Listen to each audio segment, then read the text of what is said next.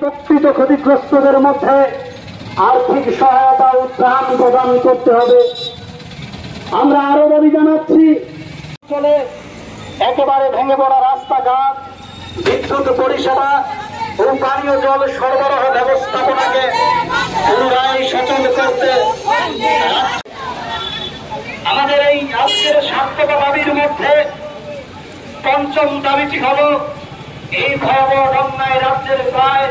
আপনারা জানেন সারা রাজ্যে আজকে ত্রিপুরা প্রদেশ কংগ্রেসের তরফ থেকে সাম্প্রতিক বন্যা এবং ধসে আম জনসাধারণের যে ব্যাপক ক্ষয়ক্ষতি হয়েছে, বিশেষ করে কৃষক, চাষি, পশুপালক, শ্রমজীবী অংশের মানুষ, মৎস্যজীবী দারুণভাবে ক্ষতিগ্রস্ত। ডাবল ইঞ্জিনের সরকার আমরা প্রায় শুনি। এই ডাবল ইঞ্জিনের সরকার যে প্রধান সরকার, কেন্দ্রীয় সরকার, আজকের তারিখ পর্যন্ত এক নয়া পয়সা বন্যা ক্ষতিগ্রস্তদের স্বার্থে রাজ্য সরকারকে দেয়নি। এতেই বোঝা যায় ত্রিপুরা নিয়ে কতটা উদাস। ত্রিপুরার মানুষ মারা যাচ্ছে না খেয়ে, বন্যায় দারুণভাবে ক্ষতিগ্রস্ত। গন্ডাছড়ায় পুজো নেই, বাংলাদেশে পুজো হচ্ছে না, আমরা খুবই নিন্দা জানাই। কিন্তু আমার রাজ্যে গন্ডাছড়ায় পুজো হচ্ছে না, এ নিয়ে বলার কেউ নেই। আমার রাজ্যে কৃষক, মৎস্যজীবী, চাষিরা নিদারুণ কষ্টের মধ্যে রয়েছে, তাদের কথা শোনার কেউ নেই। কংগ্রেস এই সমস্ত মানুষের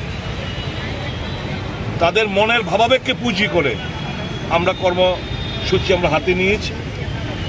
এবং এটা করতে গিয়ে আজকে আপনারা জানেন, দুর্ভাগ্য, মানুষের কথা বলতে গিয়ে আজকে মোহনপুর এসডিএম এর পক্ষের ভেতরে আমাদের কংগ্রেস কর্মীরা তাদের শরীর থেকে রক্ত ঝরেছে।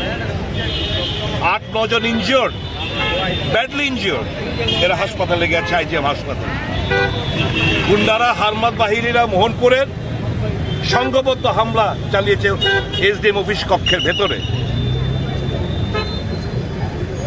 অপরাধ মানুষের কথা বলতে এসছে, অপরাধ কৃষক কুলের কথা বলতে এসছে, অপরাধ মৎস্যজীবীদের ক্ষতির কথা বলতে এসছে, অপরাধ যে শ্রমিক মেহনতি মানুষের দুর্দশার কথা বলতে এসছে। কাজে তাদেরকে মারধর করো, লাঠিপেটা করো। ফেসিবাদের একটা সীমা রয়েছে এদের মধ্যে, আর স্বৈরাচারী শাসকদের মধ্যে আমরা কোনো পার্থক্য খুঁজে পাই। যাই হোক, রক্ত ঝরুক আর যাই খুশি হোক, কংগ্রেস দল মানুষের স্বার্থে তারা তাদের ভূমিকার দায়িত্ব সবটাই পালন করবে। এবং আজকে এই সারা রাজ্য জুড়ে একই কায়দায় 23টি মহকুমায় আমরা আমাদের কর্মসূচি পালন করছি। আমাদের ডিমান্ডের মধ্যে শুধু এইগুলোই নয়, আচমকা বিদ্যুৎ মাশুল বৃদ্ধি করা হয়েছে, আমাদের দাবি সনদের মধ্যে রয়েছে। এবং এগুলো to the chief secretary through SDM, কি বিদ্যুৎ মাশুল বৃদ্ধি অন্তত 1 বছর তোমরা স্থগিত রাখার সিদ্ধান্ত। বিদ্যাজ্যোতি প্রকল্পের যে টাকা, এটা প্রত্যাহার করো। মানুষের অবস্থা অর্থনৈতিক ভেঙে পড়েছে ত্রিপুরা রাজ্যে। অর্থনৈতিক চাঙ্গা করতে গেলে মানুষের কাছে টাকা পৌঁছতে হবে, সে রাস্তাটা খোঁজার চেষ্টা করছি আমরা। এই দাবিগুলো নিয়ে আমাদের আন্দোলন। আমরা এখন এসডিএম অফিস পক্ষে সদর জেলা সভাপতির নেতৃত্বে ওখানে গেটে পরিষদ প্রদান করা হবে।